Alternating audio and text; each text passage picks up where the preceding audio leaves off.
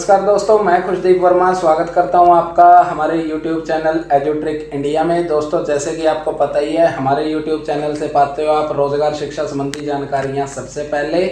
और दोस्तों, इसी श्रेणी में जैसा कि हमारा आपसे प्रॉमिस था कि हम आपको उन विद्यार्थियों से, उन स्टूडेंट से मीट करवाएंगे जो विद्यार्थियों ने आज से पहले हमारे पास दाखिले लिए थे और उसके बाद उन्होंने अपने साल, 2 साल या 3 साल के अंदर जॉब हासिल की है। उन विद्यार्थियों से दोस्तों आप लोगों को हम रूबरू करवा रहे हैं जिन्होंने 8 विषयों से पास होने के बावजूद भी मेडिकल क्षेत्र के अंदर अपनी चॉइस दिखाई, अपना इंटरेस्ट दिखाया और आज वो मेडिकल क्षेत्र के अंदर विभिन्न प्रकार के उपकरण और मशीनें जिन पर वो काम कर रहे हैं उनके ऊपर बहुत अच्छे तरीके से अपनी लाइफ को सिक्योर कर चुके हैं और अपने लिए एक अच्छी इनकम कमा रहे हैं।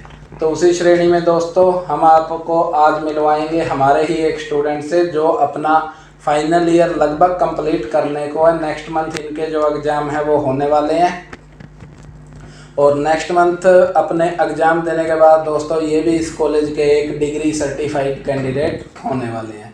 तो आइए दोस्तों, मैं आप लोगों को सबसे पहले मीट करवा देता हूं हमारे साथ जो श्रीमान बैठे हैं उनसे। संक्षेप में इनका परिचय इन्हीं के मुंह से लेंगे।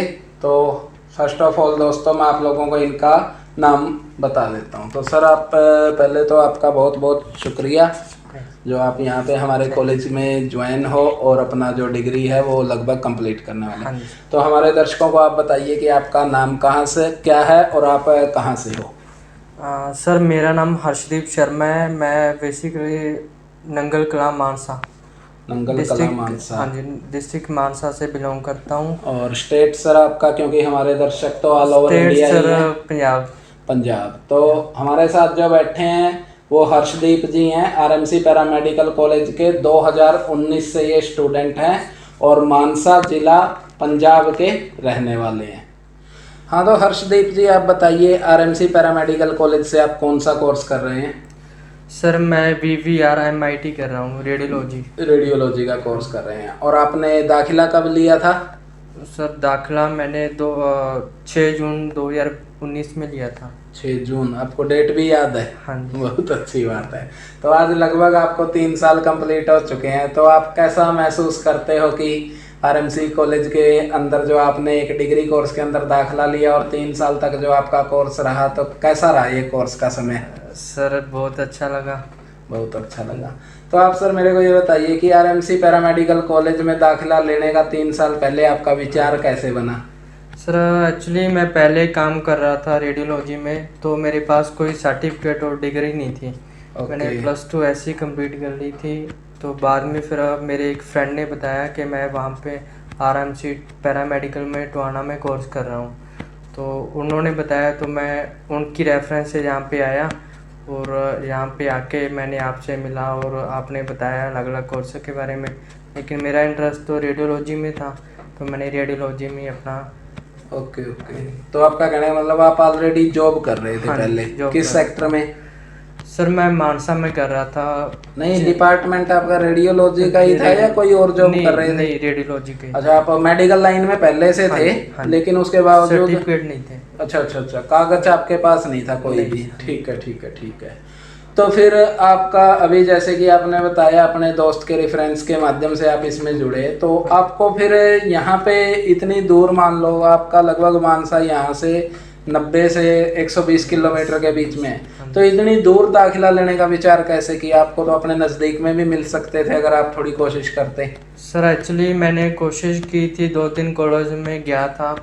उनका सिस्टम थोड़ा सा अलग था। वो बोल रहे थे कि या तो आप जॉब करो या फिर स्टडी करो कंप्लीट। तो मैंने तो जॉब भी करनी थी और स्टडी भी करनी थी, इसलिए मुझे ऐसे कॉलेज की ज़रूरत थी जो दोनों एक साथ करवाए।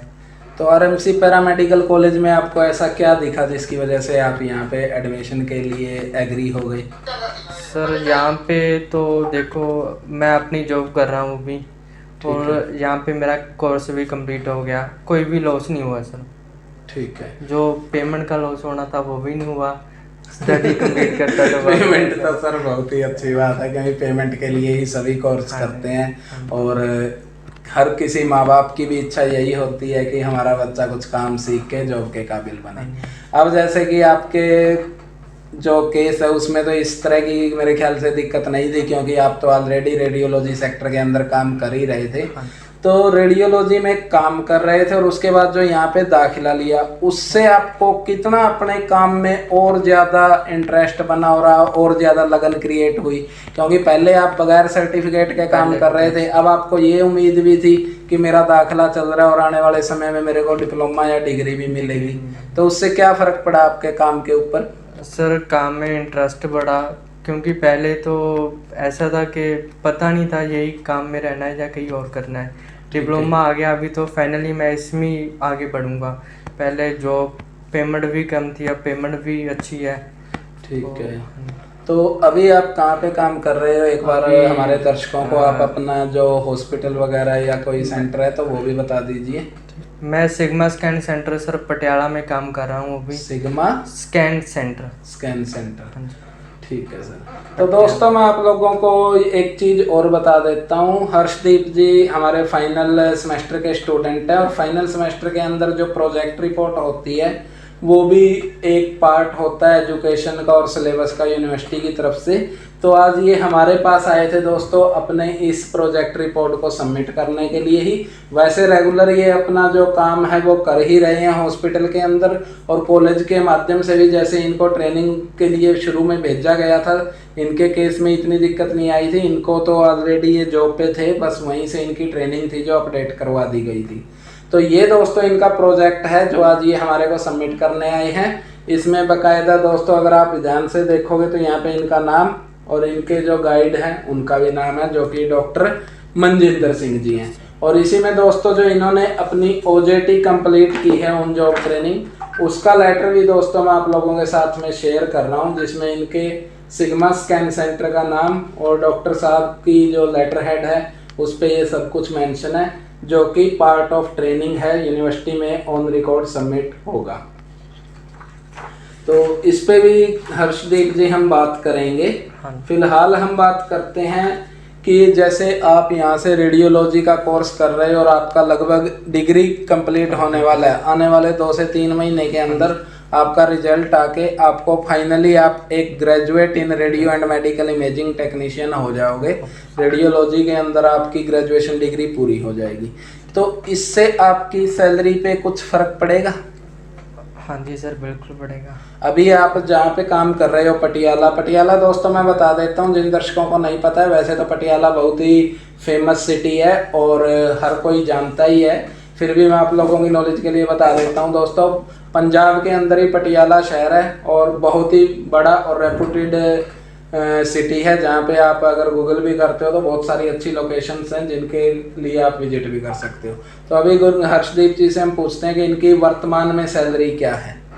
सर अभी मेरी 25,000 सैलरी है, 25 अभी जस्ट ले रहा हूँ। जस्ट ले रहे हो? तो अभी आप काम किन किन मशीनों के ऊपर करते हो? सर मैं 32 स्लाइस CT GE मशीन पे कर रहा हूँ। 32 स्लाइस CT स्कैन मशीन। और MRI वगैरह? सर MRI उसकी नॉलेज है, पहले काम किया है मैंने, जो पहले जहाँ पे अभी आप काम कर रहे हो वहाँ पे इंस्टॉल नहीं है मशीन? नहीं, वहाँ पे नहीं है इंस्टॉल सर। ठीक है ठीक है ठीक है। फिलहाल मैं CT में हूँ। अब जैसे ये डिग्री हो जाती है और कल को अगर आप अपनी सैलरी का सोचते हो हाइक, तो क्या लगता है आपको कितनी सैलरी आपकी और बढ़ सकती है ये डिग्री कंप्लीट होने के बाद में? डिग्री कंप्लीट होने के बाद सर 45 प्लस तो जाएगी, 45,000 प्लस जाएगी आराम से। हम तो ये कहते हैं कि आप 45 क्यों 65 75 जितनी भी मैक्सिमम सैलरी आप गेन कर सको, हमारे कॉलेज की तरफ से तो आपको यही शुभकामनाएं हैं। इसके अलावा हर्षदीप जी आप मेरे को ये बताइए कि जिस तरह आजकल विद्यार्थी 12वीं आर्ट से पास कर लेते हैं, आपकी जो क्वालिफिकेशन थी वो आर्ट थी या साइंस थी सर? सर आर्ट से ही किया आपने। तो आप मेरे को ये बताइए कि हर्षदीप जी जैसे आजकल 12वीं आर्ट से पास करते हैं विद्यार्थी, उसके बाद BA BCom BBA BCA है ना, तो इस तरह के कोर्स सेलेक्ट करते हैं। आपने वो सारे कोर्स सेलेक्ट ना करके ये रेडियोलॉजी सेक्टर सेलेक्ट किया, तो अब जो बच्चे आपके साथ में ट्रेनिंग ले रहे थे वो क्या कर रहे हैं? सर वो 2 4 5 जो आपके फ्रेंड होंगे जिनको आप अभी दिमाग में सोच रहे हो, तो कौन कौन से बच्चे क्या क्या कर रहे हैं, अगर कुछ जर्नल आइडिया ले? सर कोई तो मेडिकल स्टोर में लगा हुआ है, ठीक है। और 1-2 फैक्ट्री में लगे हुए हैं। अभी 1-2 की जो स्टडी है वो चालू है, उनको कोई पता नहीं है जॉब मिलेगी या नहीं मिलेगी। ठीक है, तो आपने रेडियोलॉजी सेक्टर चुना 12वीं के बाद में, क्या आप इससे 100% सेटिस्फाई हैं? हाँ जी सर। मतलब आप चाहते हो कि रेडियोलॉजी के अंदर ही और आगे बढ़ा जाए? हाँ जी, एक्सपीरियंस के अकॉर्डिंग सर सैलरी भी इंक्रीज होती जाएगी। होती जाएगी, ठीक बात है जी। तो अब जो विद्यार्थी हैं जो अभी 12वीं पास किए हैं या कर रहे हैं या आने वाले समय में उनके रिजल्ट डिक्लेयर होंगे, उन विद्यार्थियों को आप क्या राय देना चाहेंगे? सर आरएमसी पैरामेडिकल में कोर्सेज सेलेक्ट करो, उनमें अपना भविष्य बनाओ, आराम से लाइफ सेटल हो जाएगी। और इसके अलावा जैसे और भी काफ़ी सारे इंस्टीट्यूट हैं जो आरएमसी पैरामेडिकल कॉलेज की तरह ही कोर्स करवाते हैं 8 विषयों से। कभी आपने वहाँ से भी इंक्वायरी वगैरह ली है या वहाँ पे कुछ पता करके कुछ ट्रेनिंग वगैरह या उनसे एक इंक्वायरी लेके कुछ जानकारी लेने की कोशिश की है? सर वो ना नॉन अटेंडिंग नहीं करवा रहे थे बेसिकली। नॉन अटेंडिंग करवा नहीं रहे थे, तो मैंने तो नॉन अटेंडिंग करनी थी, तो इसलिए मैंने आरएमसी पैरामेडिकल में कोर्स किया। ठीक है, तो दोस्तों मैं आप लोगों को बता देता हूँ, आरएमसी पैरामेडिकल कॉलेज के अंदर जितने भी विद्यार्थी इनरोल होते हैं उनको लगभग दाखिला लेने के 10 से 15 दिन के अंदर किसी न किसी मेडिकल यूनिट में उनके जो भी कोर्स सेलेक्ट करते हैं उसमें प्रैक्टिकल ट्रेनिंग के लिए जोड़ दिया जाता है, जिसका बेनिफिट विद्यार्थियों को ये मिलता है कि अगले 4, 5 या 6 महीने की ट्रेनिंग लेने के बाद विद्यार्थी अपना जो खुद का खर्चा है वो निकालने में बड़े इजीली कामयाब हो जाते हैं। और डिग्री की अगर मैं बात करूं तो हमारे कॉलेज का कोई भी ऐसा विद्यार्थी नहीं है जिसने इस कॉलेज से डिग्री की है या 2 साल का डिप्लोमा किया है और उसका जो अगर 2 साल की पढ़ाई का खर्चा देखें तो उसका खर्चा बिल्कुल 0 हो जाता है अगर उसने 2 साल रेगुलर ईमानदारी से इस कॉलेज से पढ़ाई की है।